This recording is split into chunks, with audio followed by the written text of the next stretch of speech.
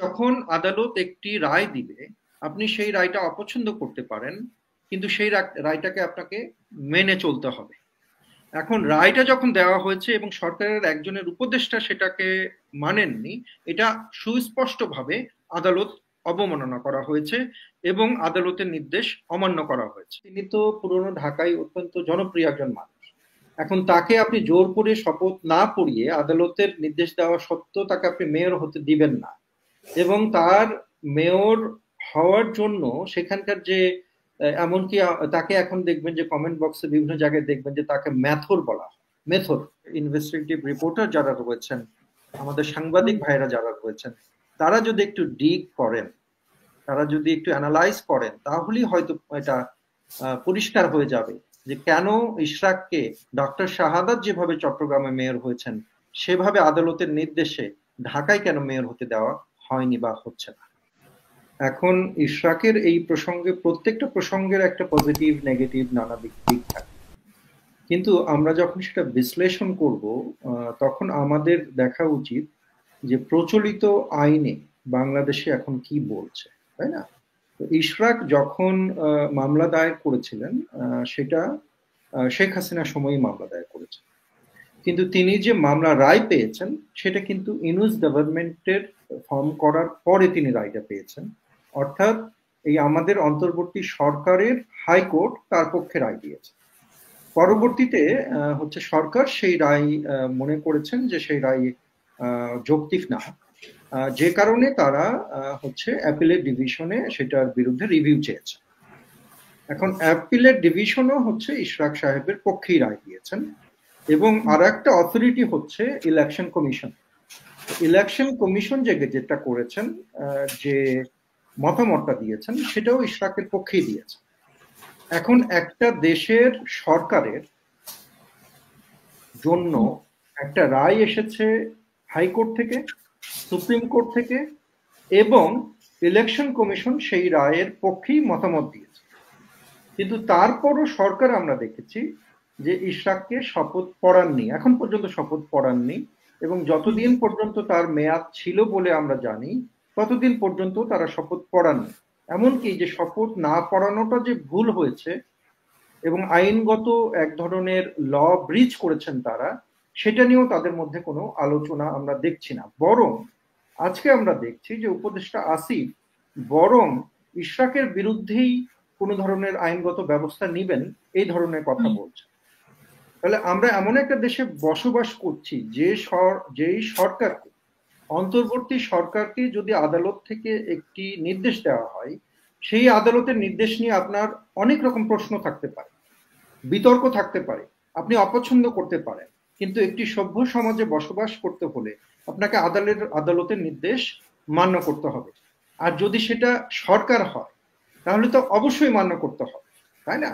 তার মানে একটা প্রাইভেট সিটিজেন হিসাবে আপনার অনেক ধরনের, সেখানে এই পরিস্থিতি হলো কেন আসলে, মানে এটার পেছনে কারণ তো এই প্রশ্নের উত্তর তো সরকারের দেওয়া উচিত। এই প্রশ্নের উত্তর তো স্থানীয় সরকার, যে মন্ত্রণালয়ের উপদেষ্টা, তার দেওয়া উচিত, কারণ তিনি তো এটা হচ্ছে ইমপ্লিমেন্ট করবেন। তিনি তো বারবার বলছেন আমাদের সরকারের যে অথরিটি গুলো রয়েছেন, উপদেষ্টা গুলো রয়েছেন, তাদের হচ্ছে এই প্রশ্ন উত্তর দেওয়া উচিত। এখন আপনি যেটা বলছেন যে তিনিই তো আর একটা পার্টি, মানে তিনি তো এটা আসলে মানতে চাচ্ছেন না। এখন এখানে উত্তর আমরা জানি না। এর আগে উনি বলেছেন যে শপথ নিতে পারে না, মানে শপথ যখন ডেট ছিল তখন বলেছে যে উনি শপথ নিতে পারে না, মানে জটিলতার না না, আপনি শপথ নিতে পারে না, এটা তো কোনো ইন্ডিভিজুয়াল ডিসিশন না, এটা তো মন্ত্রণালয়ের সিদ্ধান্ত না। আপনার একটা দেশে বসবাস করতে হলে আপনার সেই আদালতের সিদ্ধান্ত আপনাকে মানতে হবে না? আপনি যখন শেখ হাসিনা সরকার ছিল সেই সময় হচ্ছে বিএনপির বিরুদ্ধে, ছাত্র জনতার বিরুদ্ধে, বিভিন্ন হচ্ছে বিরোধী দলের বিরুদ্ধে অনেক ধরনের রায় এসেছে, যে রায়গুলো প্রশ্নবিদ্ধ না, প্রশ্নবিদ্ধ। কিন্তু এখন কি এই অপোজিশন পলিটিক্যাল পার্টি এবং বিএনপি কি সেই সময় রায়গুলো অমান্য করে তারা কি আন্ডারগ্রাউন্ডে চলে গিয়েছে, নাকি সেই রায় মান্য করেই তাদেরকে গ্রেফতার করা হয়েছে, তারা জেলে কাটিয়েছেন, বারবার জেলে কাটিয়েছেন, তাই না?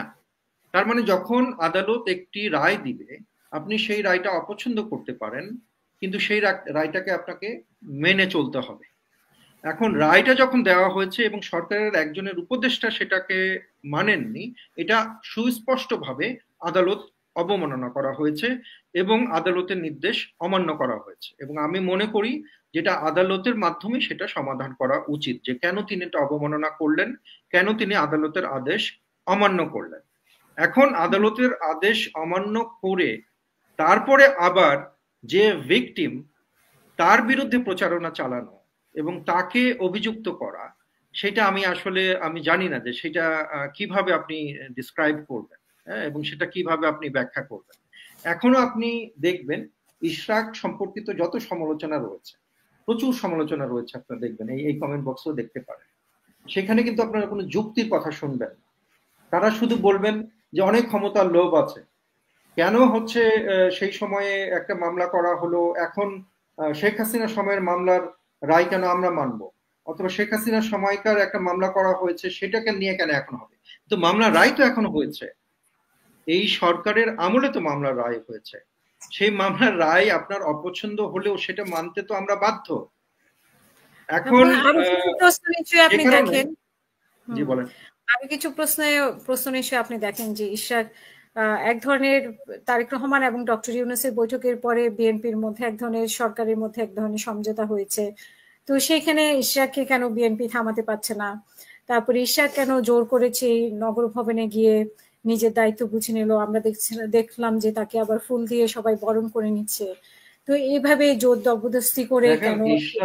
ইশরাকের বাবাও ঢাকার মেয়র ছিলেন এবং ইশরাক নিজেও হচ্ছে ঢাকার তৃণমূল যে জনগোষ্ঠী, সেই জনগোষ্ঠীর কাছে অত্যন্ত জনপ্রিয়। ইশরাক এবং অন্যান্য নেতার ছেলেদের মধ্যে একটা পার্থক্য আছে। আপনারা যদি গণতন্ত্র পুনরুদ্ধারের যে আন্দোলন, সে সময় ইশরাকের ভূমিকা যদি আমরা দেখি, তিনি কিন্তু হচ্ছে তার দলের নেতাকর্মীদের ছেড়ে যান, বরং তিনি বারবার গ্রেফতার হয়েছেন। পুলিশের হাত থেকে তিনি তার নেতাকর্মীদের ছাড়িয়ে নেওয়ার জন্য দৌড়ে গেছেন এবং ছাড়িয়ে নিতে সক্ষমও হয়েছেন, বরং নিজে গ্রেফতার হয়েছে। তো এরকম একটা মানুষ, তিনি তো পুরনো ঢাকায় অত্যন্ত জনপ্রিয় একজন মানুষ। এখন তাকে আপনি জোর করে শপথ না পড়িয়ে আদালতের নির্দেশ দেওয়া সত্ত্বেও তাকে আপনি মেয়র হতে দিবেন না, এবং তার মেয়র হওয়ার জন্য সেখানকার যে এমনকি তাকে এখন দেখবেন যে কমেন্ট বক্সে বিভিন্ন জায়গায় দেখবেন যে তাকে মেথর বলা হয়, মেথর, তাই না? হ্যাঁ, তো আমি মনে করি যে এটা তো তার জন্য একটা রিকগনিশন। তাকে মেথর বলা মানে কি? তার মানে তিনি প্রলিটেরিয়েট যে শ্রেণী রয়েছেন, শ্রমিক যে শ্রেণী রয়েছেন, এবং হচ্ছে যে আমাদের যে রক্ত ঘামে যে দেশ গড়ে যে জনগোষ্ঠী, সেই জনগোষ্ঠী তাকে পছন্দ করে এবং সেই মেথর শ্রেণী তার জন্য আন্দোলনে যোগ দিয়েছেন।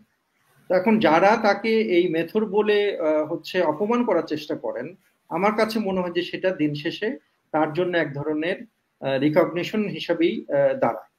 এখন আপনি প্রশ্ন করতে পারেন যে তিনি কেন নগর ভবনে যাচ্ছেন, নগর ভবন আটকে রাখছেন। তো এখন আপনি রাষ্ট্রের সর্বোচ্চ পর্যায় এবং সর্বোচ্চ আদালত থেকে নির্দেশ পাবার পরে আপনাকে যদি শপথ না পড়ানো হয়, আপনাকে যদি আপনার পদটা বুঝিয়ে না দেওয়া হয়, তাহলে রাজপথে প্রতিবাদ করা ছাড়া আপনার আর কি পথ আছে বলেন? রাজনৈতিকভাবে প্রতিবাদ করা ছাড়া আপনার তো আর কোনো পথ বাকি নাই। উনি কি করবেন এখন?